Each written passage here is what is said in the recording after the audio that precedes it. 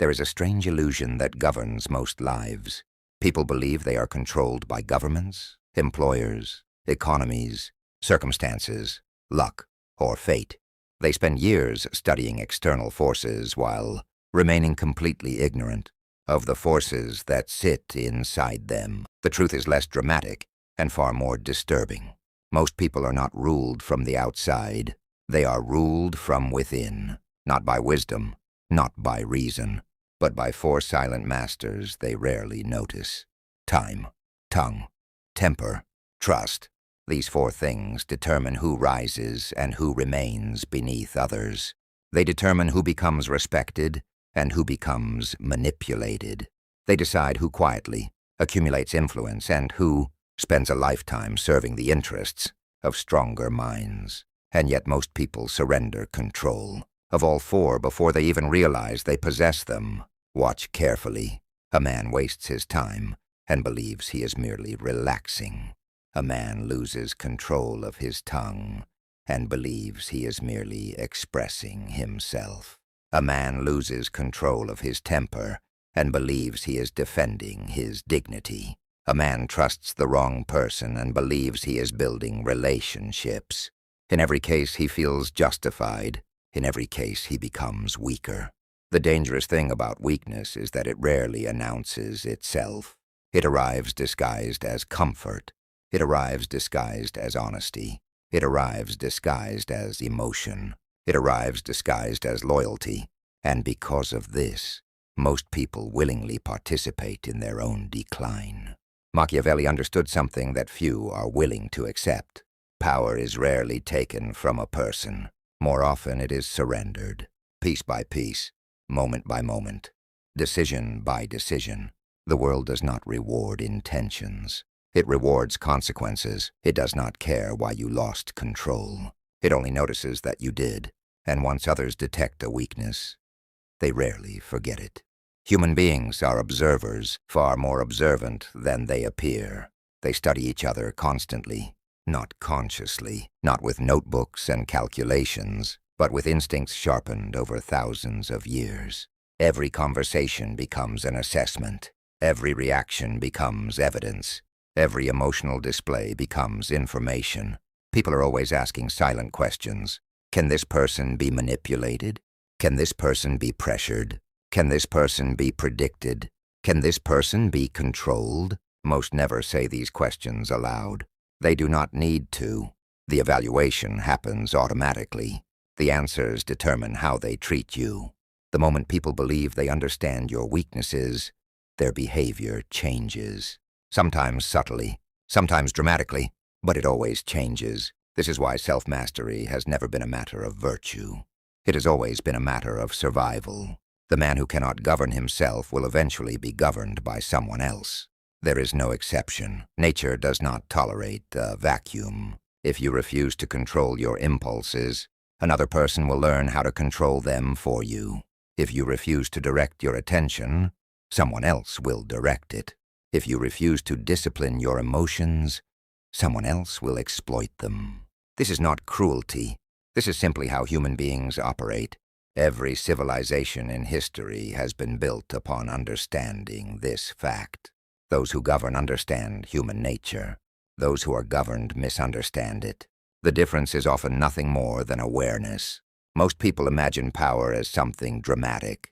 They picture armies, political leaders, fortunes, influence, authority. But true power begins much earlier than that. It begins in private moments no one else sees. It begins when a person becomes capable of denying himself immediate gratification. It begins when he can remain silent while others reveal themselves. It begins when he can absorb insult without surrendering composure. It begins when he understands that trust is not a gift. It is an investment, and investments require caution. The average person lives in reaction. He reacts to news. He reacts to opinions. He reacts to emotions. He reacts to opportunities. He reacts to threats. His life becomes a sequence of responses rather than deliberate actions. And because he reacts, he becomes predictable. Predictability is comfortable, But it is also dangerous, because predictable people can be managed. Their buttons become visible. Their weaknesses become obvious. Their patterns become exploitable. Manipulators understand this better than anyone. They rarely force their victims into anything. Force creates resistance. Instead, they study patterns. They learn desires. They identify fears. Then they arrange circumstances. The victim feels free, but the outcome has already been engineered. This is why the most effective forms of control are invisible. The prisoner who sees the chains may attempt escape. The prisoner who believes he is free becomes his own jailer. Look around carefully. How many people spend hours each day consuming information they never requested? How many become angry over events they cannot influence? How many reveal their private thoughts to people who have not earned them? How many place trust in those who have demonstrated nothing except charm? The answer is uncomfortable. Most. Which means most people live in conditions that make manipulation inevitable. The first thing that must be mastered is time. Not because time is valuable. Everyone already knows that. The problem is that people know it intellectually, but not behaviorally. They speak about time with respect. They spend it with recklessness. The contradiction destroys them. Time is the only possession that cannot be recovered. Money can return. Status can return. Relationships can return. Opportunities can return. Time never negotiates. Once spent, it disappears permanently. Yet observe how casually people surrender it. Hours vanish into distractions. Days vanish into entertainment. Years vanish into habits. Entire lives disappear without resistance. And the most dangerous part is that this process feels pleasant while it happens. That is what makes it lethal. Destruction that announces itself can be resisted. Destruction that comforts you is far more effective. The world is filled with industries designed around this principle. They do not need your money first. They need your attention, because attention eventually becomes everything else. Control a person's attention long enough, and you begin controlling his behavior. Control his behavior long enough, and you begin shaping his future. This is why powerful institutions compete so aggressively for attention. Attention is the gateway to influence. Influence is the gateway to power. Power is the gateway to control. The average person does not realize he is trading pieces of his life away. 1 hour here, 1 hour there. A few minutes repeatedly surrendered. The losses seem insignificant individually. Collectively, they become catastrophic. Years later, he wonders why others advanced, while he remained stationary. He searches for explanations: bad luck, unfair circumstances, corruption, privilege, anything except the obvious answer. The small decisions repeated daily created the outcome.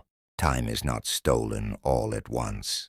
It is drained gradually, like water leaking from a cracked vessel, so slowly that the owner notices only when it is empty, and by then recovery becomes difficult. The disciplined individual understands something others ignore. Every moment carries opportunity costs. To choose one thing is to reject countless others. Every hour invested somewhere means another possibility dies unseen. This awareness creates caution, not anxiety, not obsession, caution. Because careless spending of time is ultimately careless spending of life. The individual who masters time acquires something rare. He becomes difficult to manipulate, because manipulation depends upon distraction. A distracted mind is vulnerable. A focused mind is dangerous, and dangerous minds are rarely controlled. This is where most people already fail. Long before they encounter enemies, long before they encounter betrayal, long before they encounter competition. They defeat themselves not through dramatic mistakes, but through small acts of neglect repeated consistently. And that is only the beginning, because once time has been mastered, another challenge emerges. A challenge responsible for destroying more reputations, opportunities, and alliances than most people can imagine. The tongue, the seemingly harmless desire to speak, the urge to explain, the urge to defend, the urge to reveal, the urge to be understood. Few weaknesses appear more innocent. Few weaknesses prove more expensive. Few weaknesses appear more innocent. Few weaknesses prove more expensive. The tongue has ruined more people than their enemies ever could. It has ended careers before they began, destroyed alliances before they matured, exposed intentions before they were ready, and revealed weaknesses that would have otherwise remained invisible. Yet most people never suspect it. They believe danger comes from what others say about them. Rarely do they consider the danger of what they say about themselves. Human beings possess a curious contradiction. They desperately want information from others, and they desperately want to give information away. The first instinct creates awareness. The second creates vulnerability. This is why silence has always carried an unusual form of power. Silence forces observation. Speech often interrupts it. The moment you begin speaking, attention shifts away from gathering information and toward providing it. You stop learning. You start exposing. Most people expose far more than they realize.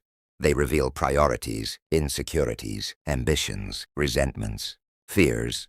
They reveal what motivates them and what threatens them. And once another person understands these things, influence becomes significantly easier. Observe an experienced negotiator. Observe a skilled interrogator. Observe anyone who consistently gains advantages in human interactions. You will notice something strange. They often speak less than expected, not because they lack confidence, not because they lack intelligence, but because information has value, and valuable assets are not distributed carelessly. The average person enters conversations seeking expression. The strategic person enters conversations seeking understanding. The difference appears small. The consequences are enormous. One gathers information, the other provides it. One increases leverage, the other reduces it. People frequently assume that speaking demonstrates strength. In reality, excessive explanation often signals the opposite. The need to constantly justify oneself usually emerges from insecurity. Confidence rarely feels compelled to defend itself. A mountain does not explain why it is tall. A king does not convince people he is king. Reality speaks on its own behalf. Those who continuously explain their worth often reveal uncertainty about it. This is one reason powerful individuals often appear reserved, not because they possess fewer thoughts, because they understand the cost of unnecessary disclosure. Words create commitments, words create expectations, words create records, and once spoken, words belong to everyone who heard them. Before they leave your mouth, they belong to you. Afterward, they belong to the world.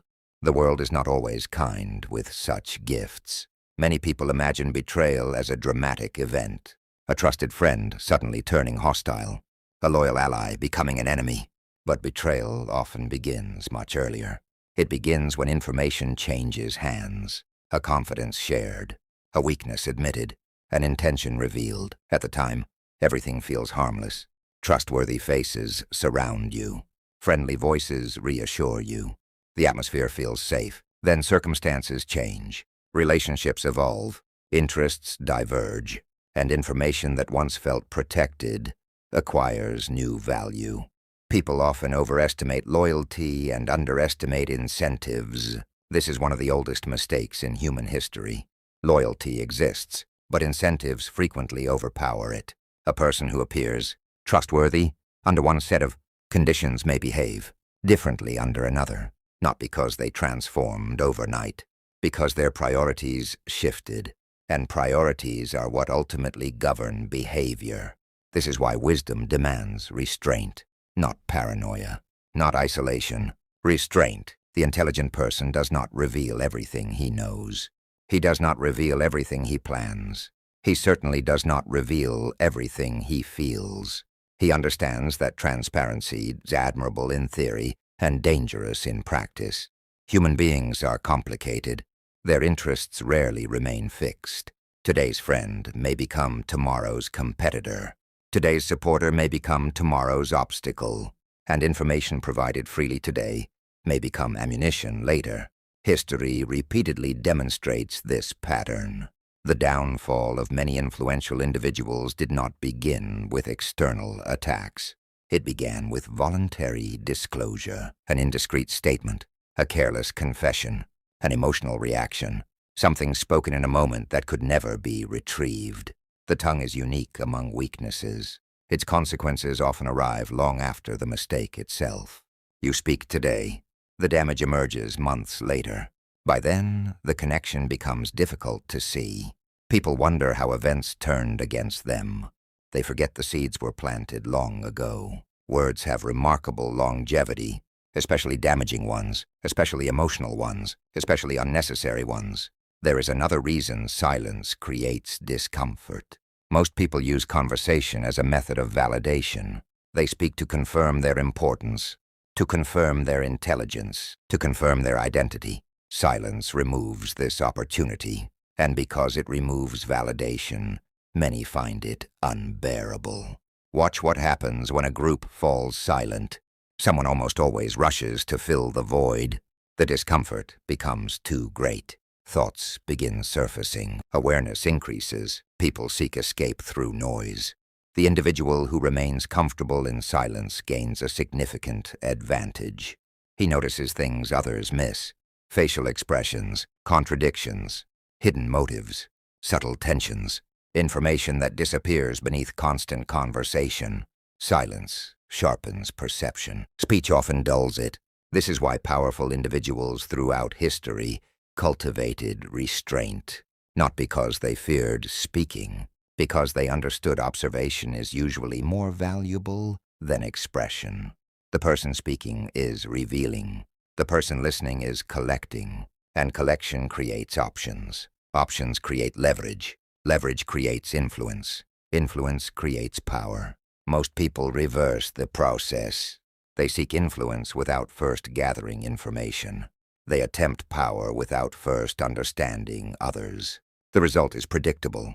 They become transparent while remaining blind. And blindness is expensive, especially in environments where interests conflict. The world rarely punishes people for knowing too much.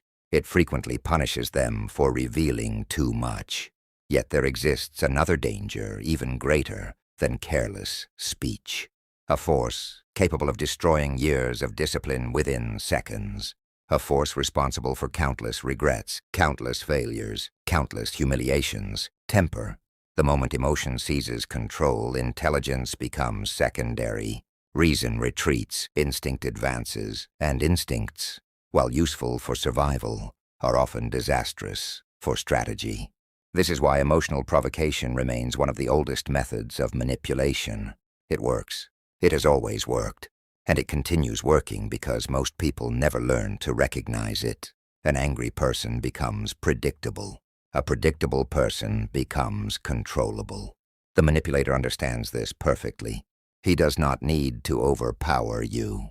He only needs to provoke you. Once provoked, you begin doing his work for him. You reveal weaknesses. You abandon caution. You make decisions designed for immediate satisfaction rather than long-term advantage. The damage often feels justified in the moment.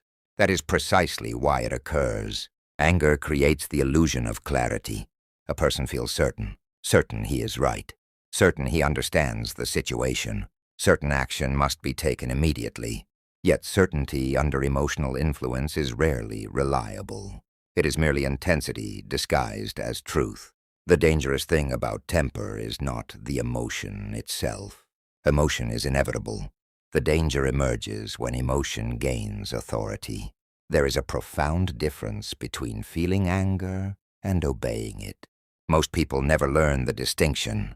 They experience emotion and immediately convert it into action, as if every feeling deserves expression, as if every impulse deserves obedience, as if every provocation requires response. This belief creates countless opportunities for manipulation, because anyone capable of controlling your emotions gains partial control over your behavior. And control over behavior is the foundation of power. Think carefully. If another person can determine when you become angry, when you become offended, when you become frustrated, then who is truly in control? You or them? The answer is uncomfortable, which is why most avoid asking it. The strongest individuals are not those who never feel anger. Such people do not exist. The strongest individuals are those who refuse to surrender decision-making authority to emotion. They experience the feeling, observe it, contain it, then act according to strategy rather than impulse. This appears simple. It is not, because human beings possess a deep desire for immediate relief. Anger seeks expression. Fear seeks escape. Pride seeks defense. Patience denies all three. Patience demands endurance, and endurance has become increasingly rare. Modern life conditions people toward immediacy, immediate responses, immediate entertainment, immediate gratification, immediate validation. As a result, emotional discipline weakens. People become reactive, and reactive people become easy targets. Manipulators understand timing. They know when to insult, when to pressure, when to provoke, when to threaten, not because they enjoy conflict, because emotion clouds judgment. A clouded judgment benefits whoever remains clear-headed. This creates one of the most important asymmetries in human interaction. The calmer individual usually possesses the advantage, not because calmness is morally superior, because calmness preserves perception. Perception preserves options. Options preserve control. Control determines outcomes. The person shouting may feel powerful. The person observing often is. And while mastery of time protects your future, and mastery of the tongue protects your information, mastery of temper protects your judgment. Yet even these three disciplines remain incomplete, because there exists a final vulnerability, perhaps the most dangerous of all. A vulnerability responsible for some of the greatest rises and falls in human history. Trust. And unlike time, tongue, or temper, trust does not merely affect what happens within you. It determines who gains access to you. In the end, power was never hiding in places most people search for it. It was never locked inside titles, wealth, status, or authority. Those things are merely the visible rewards that sometimes follow power. The source lies elsewhere. It lies in the moments nobody sees. The moment you choose what deserves your time. The moment you decide whether your tongue will reveal or conceal. The moment your temper demands control, and you refuse to surrender it. The moment trust asks for entry, and you demand proof before opening the gate. Most people spend their lives trying to manage others while remaining incapable of managing themselves. That is why they become predictable. That is why they become vulnerable. That is why they become useful to stronger minds. The world is not divided between good people and bad people. It is divided between those who understand human nature and those who are surprised by it. The first group moves quietly through life, observing patterns, recognizing motives, and protecting their weaknesses. The second group continues believing that intentions matter more than incentives, that words matter more than actions, and that trust should be given before it is earned. One group shapes outcomes, the other reacts to them, and perhaps the most uncomfortable truth of all is this: the greatest threat you will ever face is rarely another person. It is the undisciplined version of yourself that others learn to use against you. The version that wastes time. The version that speaks too much. The version that loses control. The version that trusts blindly. Conquer that version of yourself, and the world becomes far easier to understand. Fail to conquer it, and sooner or later someone else will. Because every hierarchy, every alliance, every conflict, and every struggle for influence eventually comes down to a simple question. Who is in control? The person who governs his time, his tongue, his temper, and his trust. Or the person who does not? Most people spend their entire lives answering that question, without ever realizing it was being asked.